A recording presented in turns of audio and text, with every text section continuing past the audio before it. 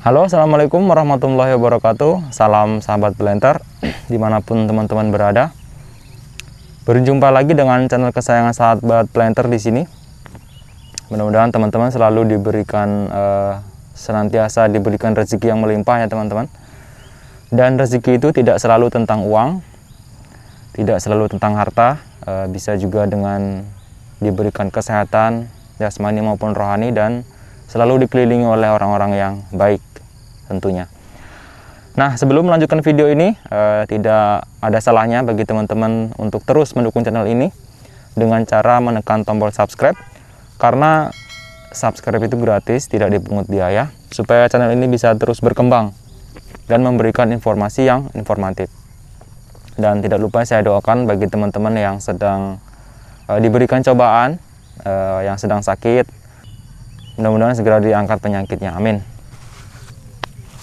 Nah, di kesempatan kali ini saya ingin membahas tentang perlu atau tidak sih kastrasi pada budidaya kelapa sawit.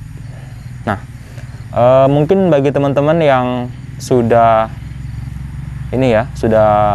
paham, mungkin kastrasi itu merupakan hal yang wajib, karena tujuan daripada kastrasi itu sebenarnya dalam garis besarnya saja di dunia perkebunan, khususnya di perkebunan yang dikelola oleh PT ya teman-teman, kastrasi itu merupakan hal yang wajib dan dijadikan salah satu tata tertib yang harus dilewati pada saat budidaya kelapa sawit itu dilakukan.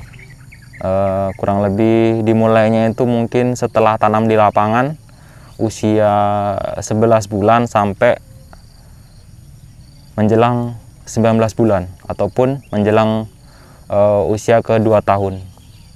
Nah, kastrasi ini bertujuan untuk memfokuskan pertumbuhan dari fase generatif dan vegetatif dari sebuah tumbuhan kelapa sawit tersebut, supaya lebih fokus mengejar pertumbuhan ke pertumbuhan akar, kemudian fokus ke pertumbuhan pembentukan batang, dan kemudian fokus ke pembentukan pertumbuhan daun dan sebagainya.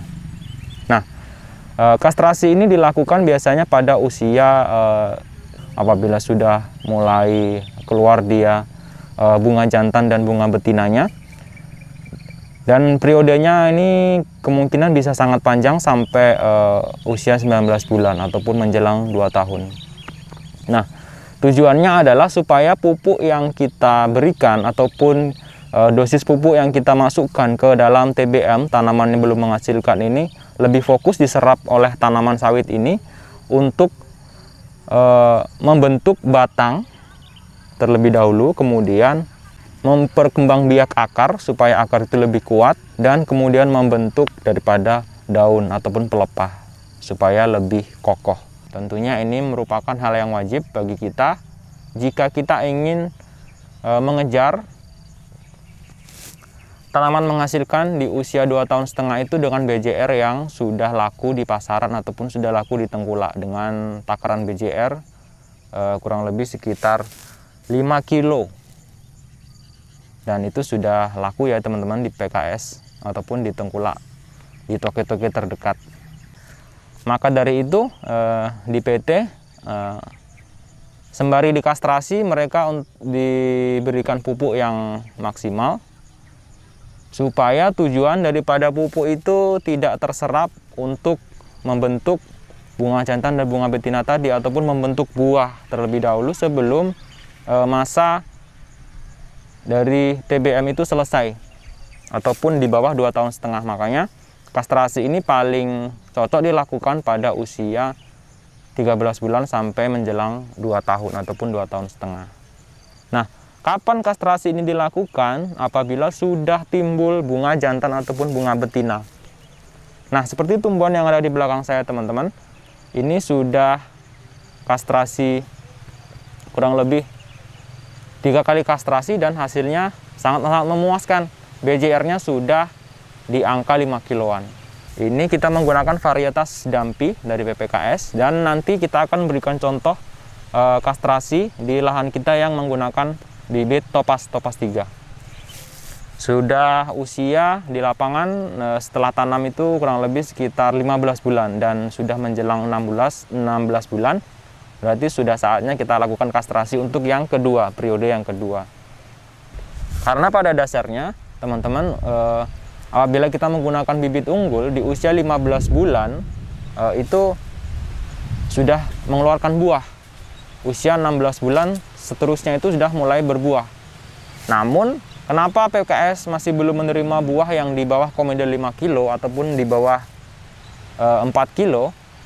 Karena pada saat kita manen yang tidak kita lakukan kastrasi, buahnya itu masih dominan, kadar airnya lebih banyak ketimbang CPO-nya. Makanya itu PKS tidak menerima buah-buah pertama ataupun tanaman menghasilkan di periode pertama apabila tidak kita lakukan kastrasi. Nah, di situ mungkin pentingnya kastrasi ya teman-teman, sehingga kedepannya produksi bisa lebih optimal dan pada masanya nanti panen perdana di usia 2,5 tahun BJR yang kita harapkan bisa lebih dari 3 kilo. Nah, oleh sebab itu kastrasi sebenarnya memang harus ada pedomannya ya teman-teman, di mana dimulainya itu pada usia 13 bulan ke atas dan mulai agak dikurangi itu setelah usia 19 bulan atau menjelang panen perdana. Nah, di saat usia 19 bulan itu kita hanya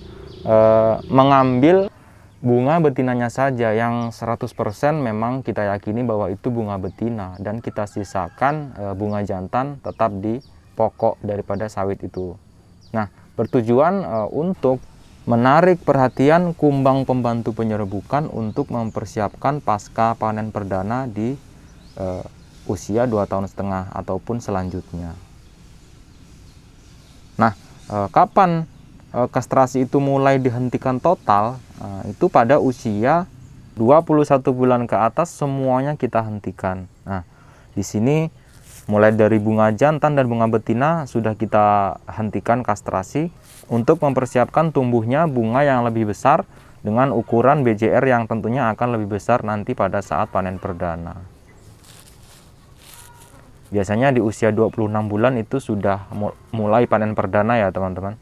Dan BJR yang kita harapkan di sini tentunya akan lebih besar karena proses kastrasi yang sebelumnya sudah kita lakukan itu membuang bunga jantan dan bunga betina yang lebih kecil dari usia yang 26 bulan ke atas.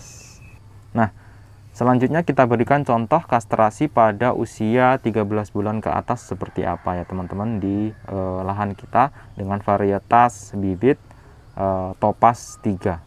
Nah, seperti ini ya teman-teman, setelah kita lakukan kastrasi kurang lebih 3 kali di usia 13 bulan, kemudian di usia 16 bulan, dan di usia kurang lebih 2 tahun. Dan saat ini usianya sudah 2,5 tahun. Hasil yang kita lakukan ini sangat-sangat signifikan. BJR-nya menyentuh di angka 5 kilo. Nah, ini sudah laku ya teman-teman di PKS. Toke pun sudah menerima ini buah, jadi kita tidak khawatir apabila buah yang kita panen disortir di PKS. Nah, kita menggunakan bibit dampi, varietas dampi di lahan kita ini, dan alhamdulillah sangat memuaskan apabila kita kastrasi. BJR-nya sudah menyentuh di angka 5 kilo. Nah, di sebelah ini kita menggunakan bibit Topaz yang sudah kita kastrasi sekali kemarin di usia 13 bulan. Dan ini sudah menjelang usia 16 bulan, harus kita lakukan kastrasi untuk yang kedua kalinya. Nah, seperti ini ya teman-teman. Dan kastrasi itu bisa kita lakukan secara manual apabila bunga jantannya itu masih muda. Seperti ini ya teman-teman. Nah, seperti ini. Nah, kita lakukan secara manual seperti ini apabila bunga jantan dan bunga betinanya itu masih muda. Apabila sudah tua seperti ini bunga jantan ya teman-teman. Nah, apabila sudah seperti ini, kita wajib menggunakan alat. Nah, alatnya itu modelnya seperti dodos. Seperti dodos untuk memanen pada umumnya. Namun di belakangnya ditambahin seperti ada lubang pipih untuk menarik daripada bunga jantan yang mudanya seperti ini tadi yang kita ini. Seperti ini ya teman-teman. Untuk menarik ini. Nah, alatnya tidak main-main ya teman-teman. Alatnya memang sudah didesain secara khusus untuk kastrasi. Nah, kemungkinan di lahan kita ini akan kita lakukan 2 kali kastrasi lagi untuk mencapai target supaya di usia 2,5 tahun sudah bisa kita lakukan panen perdana dengan BJR yang kita harapkan. Tentunya di usia 2,5 tahun BJR-nya sudah laku ya teman-teman. Nah, ini sisa-sisa kastrasi kemarin yang kemarin kita lakukan. Nah, baik, mungkin itu saja teman-teman yang bisa kami sampaikan di kesempatan kita kali ini. Mudah-mudahan teman-teman bisa sedikit memahami proses kastrasi dari usia 13 bulan sampai menjelang panen perdana itu seperti apa. Dan begitu sangat pentingnya kastrasi itu pada budidaya perkebunan kelapa sawit. Nah, mohon maaf apabila ada tutur kata yang kurang berkenan. Apabila ada pendapat teman-teman yang berbeda, silahkan ditanyakan di kolom komentar dengan bahasa yang baik. Sampai jumpa di video-video kita selanjutnya. Salam sahabat planter, salam petani swadaya. Assalamualaikum warahmatullahi wabarakatuh.